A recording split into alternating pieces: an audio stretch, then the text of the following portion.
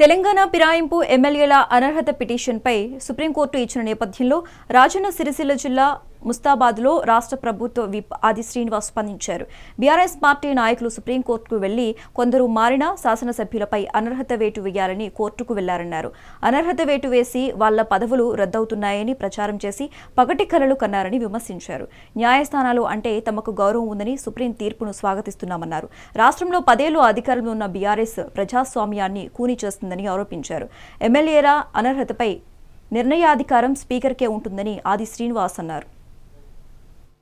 ప్రచారము అయిపోయింది, వాళ్ళ పదవులు రద్దు అవుతున్నాయి, ఉప ఎన్నికలు వస్తున్నాయి చెప్పని పగటి కళలు కన్నటువంటి వాళ్ళు 100 ఎలుకలు తిన్న పిల్లి తీర్థయాత్రలకు బయలుదేరినట్టుగా 10 సంవత్సరాలు బీఆర్ఎస్ పార్టీ అధికారం ఉన్నప్పుడు సుమారు 60 మంది వరకు ఈ 10 సంవత్సరాలు ఎమ్మెల్యేలను, ఎమ్మెల్సీలను, ఎంపీలను, జెడ్పీ చైర్మన్లను, అనేక వందల జెడ్పీటీసీలను, ఎంపీటీసీలను చేర్చుకొని ప్రజాస్వామ్యాన్ని కూని చేసినటువంటి వాళ్ళు ఏకంగా పార్టీలని మేము శాసనసభలో శాసనమండలిలో విలీనం చేసుకున్నామని గొప్ప చెప్పిన వాళ్ళు ఆనాడు స్పీకర్కి అధికారం ఉంటుందని చెప్పని దంకా బజాయించి చెప్పినటువంటి బీఆర్ఎస్ పార్టీ వాళ్ళ విధానం లచ్చక వాళ్ళ పార్టీ వెళ్లిపోయినటువంటి వారి శాసనసభ్యత్వం రద్దు చేపిస్తామని, వాళ్ళ శాసనసభ్యత్వం రద్దు అయిపోయిన ఉప ఎన్నికలకే మీ సిద్ధమని ఏదైతే ప్రచారాలు చేసినటువంటి వాళ్ళకి ఈరోజు మేము మొదటి చేతులు మాకు న్యాయస్థానాలంటే గౌరవం ఉంది, న్యాయస్థానాలు గౌరవిస్తూ ముందుకు పోతామని ఇది సుప్రీంకోర్టు తీర్పు కూడా శాసనసభ్యులకు సంబంధించినటువంటి ఇప్పుడే వార్తలు వింటున్నాం. 3 మాసాల్లో స్పీకర్ గారు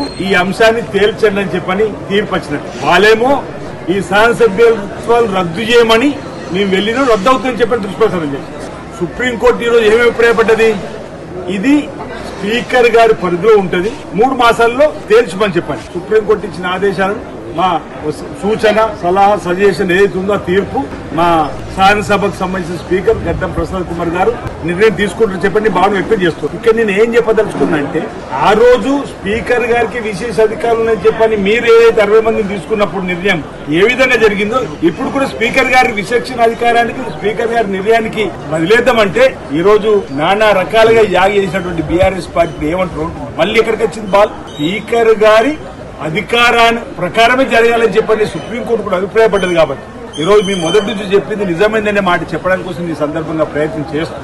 ఈరోజు ఈర్ష్యాభావంతో ఇక్కడ కేటీఆర్ గాని, అటు హరీష్ రావు గాని, అటు కవిత గారు గాని రకరకాల యాగి రోజు ఈ ప్రభుత్వం వచ్చిన 3 రోజుల నుంచి ప్రభుత్వం పడిపోతుంది, కూలిపోతుంది, కాలిపోతుంది, ఇంకెక్కడి ప్రభుత్వం అన్నారు.